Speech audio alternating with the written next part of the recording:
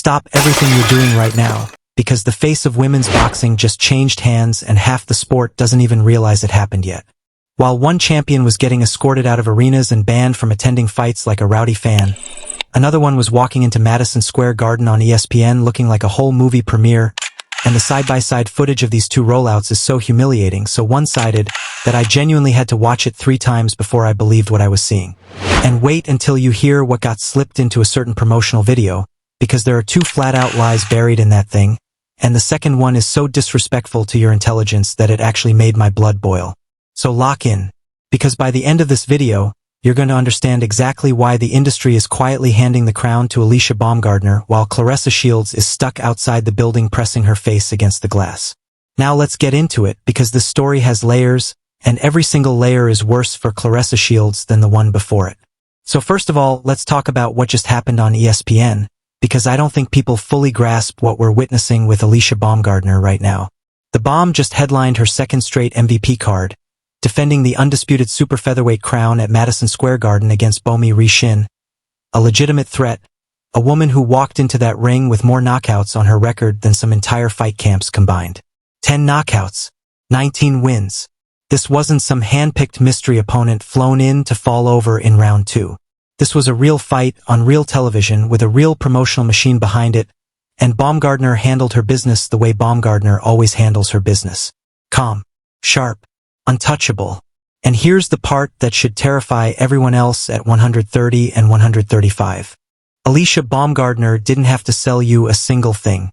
No circus, no sideshow, no reality TV refugees fighting on the undercard.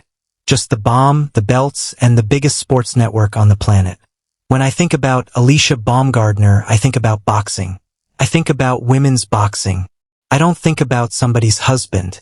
I don't think about drama. I think about the future face of the sport, and apparently so does ESPN. But hold that thought, because to understand how we got here, you need to see what was happening on the other side of the street at the exact same time.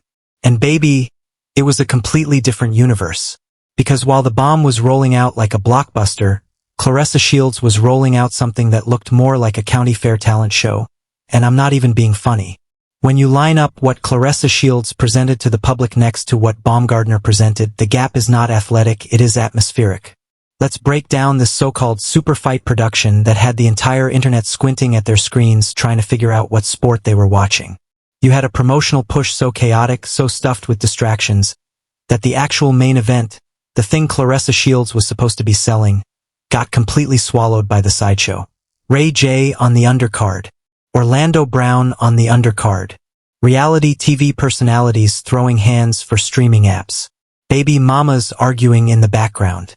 And somewhere, buried underneath all of that noise, was a woman who keeps insisting she's the face of boxing. And she couldn't even headline her own promotional video without half the cast of a reality network sharing the frame. Let that sink in. The self-proclaimed greatest woman of all time needed a nostalgia rapper and a viral wildcard just to move the needle. Meanwhile, Alycia Baumgardner walked through one door, looked at one camera, and the entire rollout felt like a championship coronation. No gimmicks required. That's what star power without desperation looks like. And let's talk about the amateur question for a second, because this is where the debate always tries to hide, and I'm not letting it hide today. Yes, Claressa Shields has the medals. 2 of them. Nobody is snatching those out of the trophy case. But understand what the amateur game actually is.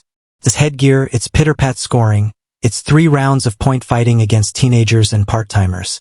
It is not, and has never been, the same animal as 12 rounds under the lights with no headgear and a woman across the ring trying to take your head off. The transition from amateur darling to professional face of the sport is a second career. Not a coronation, and it has to be earned all over again in front of paying customers and network executives.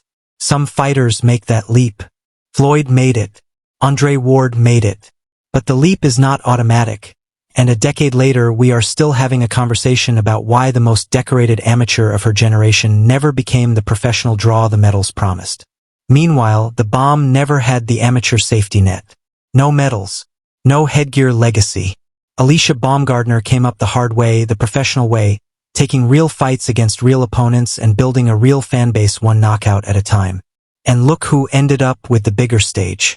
Look who ended up on ESPN. Sometimes the scenic route is the one that actually teaches you how to draw. Now, here's where it gets genuinely dishonest, and this is the part one warned you about at the top. 2 lies. Right there in the promo. And I need you to catch both of them.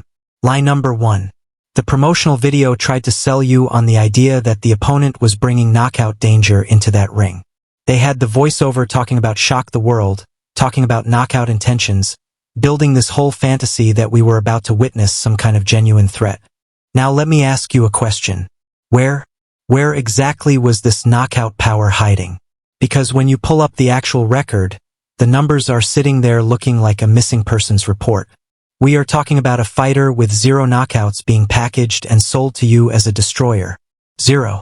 The same number of invitations Claressa Shields currently has to MVP events. And they put that on camera with a straight face, because they know a certain section of the fan base will repeat anything as long as it's said with enough confidence over a dramatic beat. That's not promotion. That's propaganda. And the machine behind Claressa Shields signed off on every frame of it. But that wasn't even the lie that sent me through the roof. Oh no. Lie number 2 is the one that should have every real boxing fan demanding an apology, because the promo actually had the audacity to float the idea that Claressa Shields could give professional male fighters a run for their money. Stop. Just stop. I need everyone to take a breath and think about how insulting that is, not just to the audience, but to every man who has ever laced up gloves professionally. Name one active professional male boxer that Claressa Shields beats tomorrow morning. 1. I'll wait. You can't do it, and neither could the people who wrote that script, which is exactly why they said it in a promo video instead of a press conference where a real journalist could follow up. And here's the question that exposes the whole scam. If Claressa Shields truly believes she can hang with the men, why has Claressa Shields never once moved to prove it? There's a certain YouTuber turned boxer who isn't even a real professional, and Claressa Shields won't even entertain that conversation seriously. But the promo wants you to believe she's a threat to actual ranked men? That's not confidence. That's fan fiction with a budget. And I know exactly what the defense squad is typing right now. Why are you always coming for Claressa? Why are you always calling her names? Let me answer that directly, because this narrative needs to die today. This is a woman who has built an entire second career online out of calling everybody else names first. She calls other women out of their names on a weekly basis. She mocks people's appearance. She tells big girls they're big girls. She tells people they're ugly. She jumps in comments threatening what she's going to do when she sees folks. So spare me the outrage when the energy comes back around. You don't get to throw bricks all year and then cry about the hailstorm. The most thin-skinned person in this entire rivalry has always been Claressa Shields, and the receipts are endless. Now let's talk about the part of this story that still doesn't feel real, no matter how many times I read the headline. The self-declared face of boxing is currently banned from boxing events. Not suspended from fighting. Banned from attending. MVP looked at the situation after that altercation with Alycia Baumgardner at the Ronda Rousey event. The moment where Claressa Shields reached across and put hands on the bomb outside of a sanctioned fight, and the promotion said you are no longer welcome in our buildings. Do you understand how catastrophic that is for the brand? Sit with it. Really sit with it. Because I want you to try something. Imagine Tom Brady getting banned from attending NFL games. Imagine Michael Jordan getting turned away at the door of an NBA arena. Imagine Patrick Mahomes being told he can't step foot inside a college football stadium. You can't imagine it because the very concept is absurd, because actual faces of sports don't get banned from their own sports events. That's the whole point of being the face. And yet here we are, watching Claressa Shields campaign for a throne she's not even allowed to walk past in the lobby. You cannot be the ambassador of a sport that has formally asked you to stay home. That's not a crown. That's a restraining order with extra steps. And the fact that Claressa Shields still doesn't seem to grasp that is the most telling detail of all. Meanwhile, and I need you to track the contrast here, Alycia Baumgardner is doing the exact opposite of all of this, and she's doing it effortlessly. The bomb is on ESPN. Not a network you need 3 apps and a prayer to find.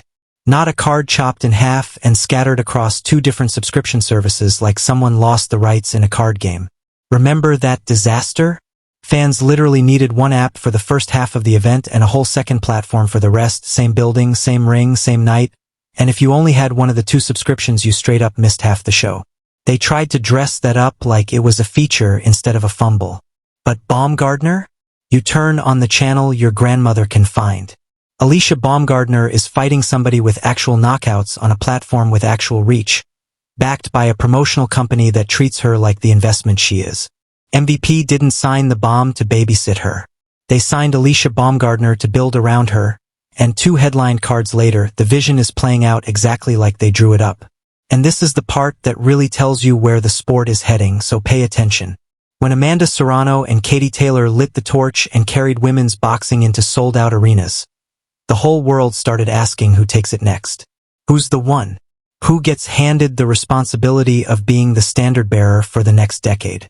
And look at how each candidate has behaved while holding that possibility. On one side, you have Alycia Baumgardner. Marketable, composed, camera-ready. The kind of athlete a network can put in a commercial, the kind of champion a brand can put on a billboard without scheduling a crisis meeting first. Baumgardner isn't online arguing with strangers at 2 in the morning. Baumgardner isn't live-streaming feuds about her relationship. The bomb shows up, looks like a star, fights like a champion, and goes home. That's it. That's the whole scandal.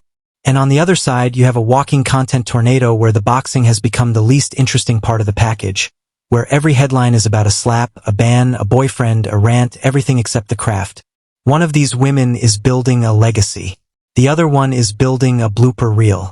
And the industry has noticed. Trust me, the industry has noticed. Let's go deeper on that relationship angle for a second, because it matters more than people want to admit. Think about how each of these women presents her personal life to the public, because presentation is everything at the top of a sport.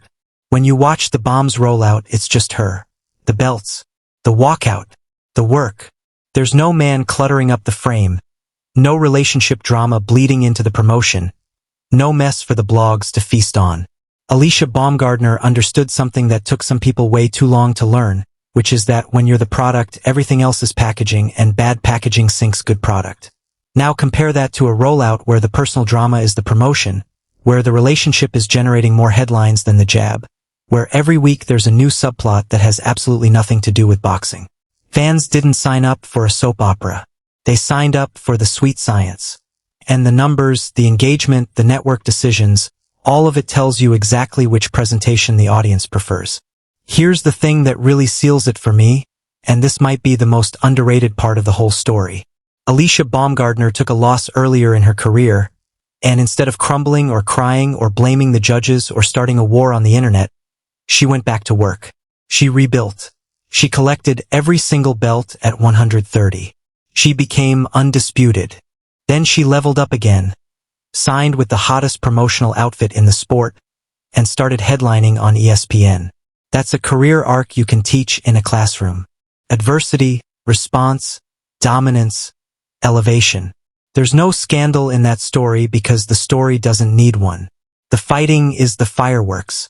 Meanwhile, the counter-narrative is a greatest of all-time campaign being run by someone whose own promotional team had to stack the undercard with internet celebrities just to keep the building awake. Ray J didn't headline for you because the brand was strong. Ray J headlined next to you because the brand was nervous. There's a difference, and everybody in that arena knew it. Now let me be fair for a moment, because fairness is what separates commentary from hate, and I always want to be on the right side of that line. Is Claressa Shields an accomplished fighter? Absolutely. The resume is real. The medals are real. Nobody is rewriting history here, and if you've followed this channel, you know I give flowers where flowers are earned. But being a great fighter and being the face of boxing are 2 completely different job descriptions, and this is the distinction the defense squad refuses to engage with. The face of a sport is a business position. It's trust. It's access. It's networks believing you elevate their air instead of contaminating it. And right now, at this exact moment in history, one woman has networks fighting over her walkout music and the other woman has a ban letter from the biggest promotional company in her division's orbit. You don't have to like that reality, but you do have to live in it. And let me address the comeback I can already hear loading up in the comments. Well, maybe the ban gets lifted. Maybe MVP reconsiders. Okay, let's play that out. Best case scenario, MVP wakes up tomorrow and welcomes Claressa Shields back with open arms. Then what? The footage still exists. The slap still happened on camera at another fighter's moment.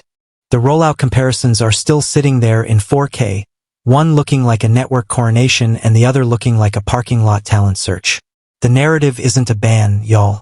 The ban is just the period at the end of a sentence that was already written. The sentence itself is the problem. Two fighters. Same era. Same sport. One became a brand.